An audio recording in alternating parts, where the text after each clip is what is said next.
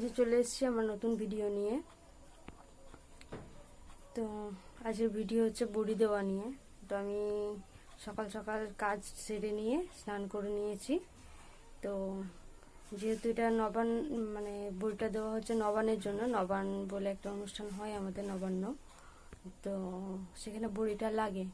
তো সেই জন্য বড়ি দিতে গেলে কাপড় ছেড়ে ছাড়া কাপড়ে স্নান করে ভালো করে পরিষ্কার হয়ে তবে বড়িটা দিতে হয়, সেটা পুজোয় দিতে লাগে।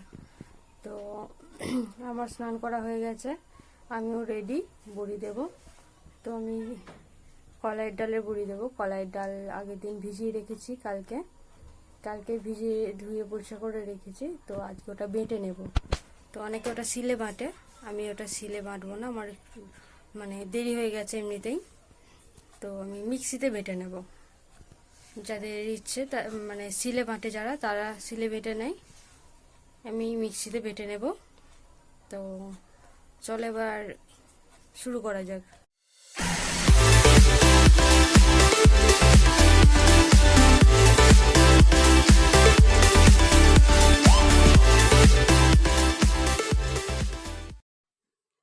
এখন ভেজানো ডালগুলো মিক্সিতে দিয়ে মিক্স করে নেব।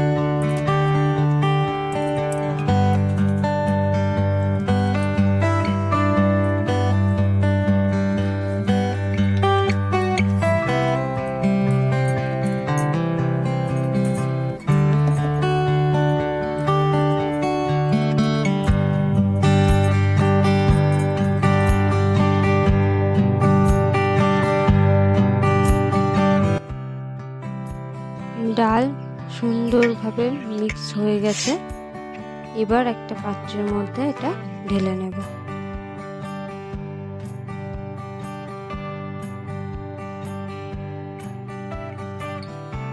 মিক্স করা ডালটা নিয়ে আমি এবার ছাদে চলে এসেছি।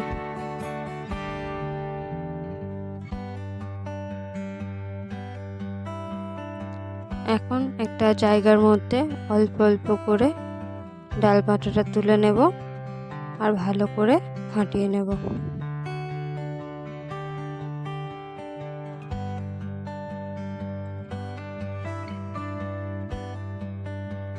এখন আমি ডালটা বেশ কিছুক্ষণ ধরে ফাটতে থাকবো।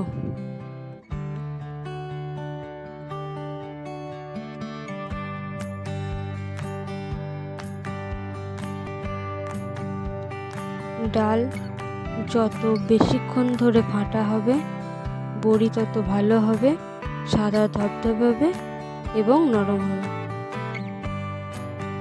ফাটতে ফাটতে যখন এটা সাদা ধবধবে হয়ে যাবে তখন বুঝতে হবে এটা বড়ি দেওয়ার উপযুক্ত হয়ে গেছে।